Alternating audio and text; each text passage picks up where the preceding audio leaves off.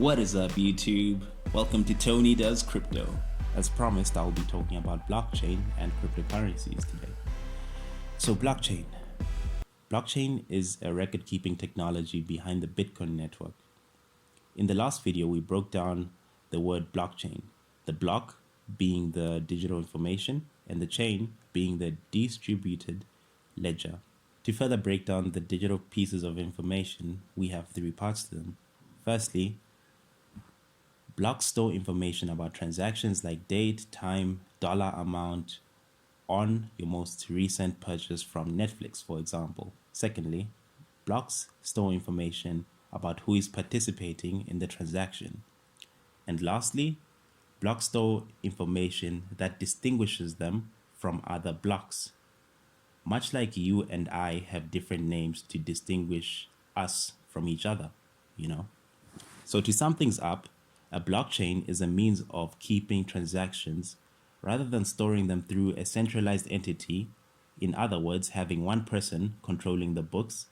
It is a decentralized system, meaning that there are many computers that work together to produce what is called a decentralized ledger.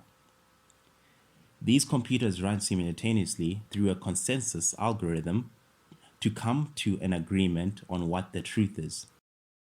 This mitigates and tackles the risks of having one entity in control, such as breakdowns, hacks, corruption, and many more security flaws.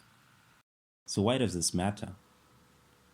This matters because record keeping is at the heart of people trusting each other and making transactions. Secondly, because developers, engineers, and computer scientists have already developed third and fourth blockchains. Why do I mention this? Well, progress. Remember, this is a technology, as I stated earlier, so updates will surely come. They have figured out how to apply what is a normally decentralized ledger system to things like supply chain management, electronic medical records, employment and recruiting, software development, and many more industries are up and coming. One such project is Cardano, which is built on the third generation blockchain. I will have a playlist for you guys on Cardano coming up soon. And lastly, its secure and decentralized nature prevents any single entity from completely controlling it. The technology is very robust in terms of reliability and redundancies. So how does blockchain work? To keep it simple, when a block stores new data, it is added to the blockchain. A transaction must occur. Then the transaction must be verified. The transaction must be stored in the block. After the transaction has been verified as accurate, it gets a green light. The transaction's dollar amount, your digital signature, and Netflix's digital signature are all stored on the block, Netflix being the example that we used earlier. The transaction will likely join hundreds or thousands like it. And lastly, the block must be given a hash. So the next thing we're going to look at is cryptocurrency. A cryptocurrency is a digital or virtual currency that is secured by cryptography, which makes it nearly impossible to counterfeit or double spend.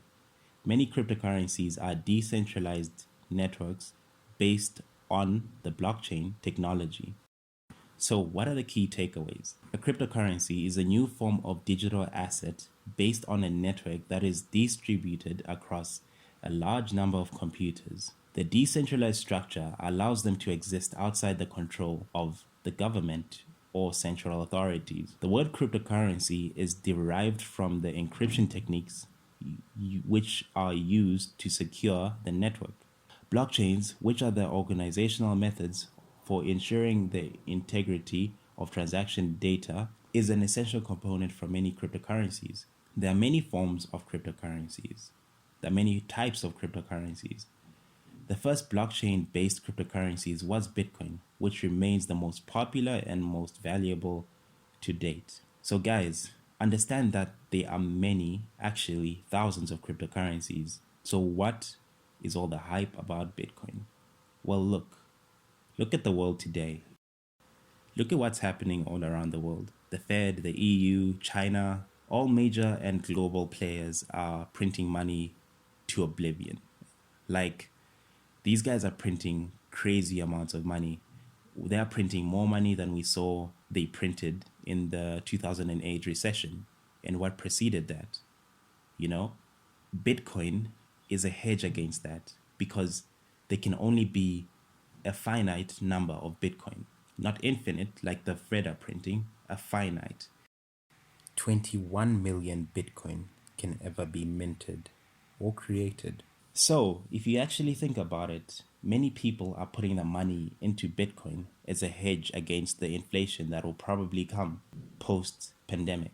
That's why people are into cryptocurrencies. That's why you have protests like this. Check this out.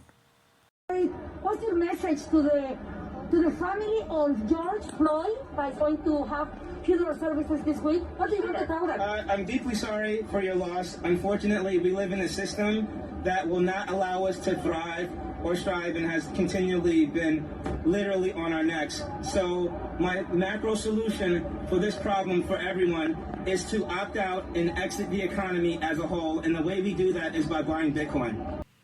All right, interesting stuff. Just a quick disclaimer, guys. I am not a financial advisor, but I do try and provide information that is valuable and that people can use to get into the cryptocurrency space. So guys, now I'm going to ask you guys to do something.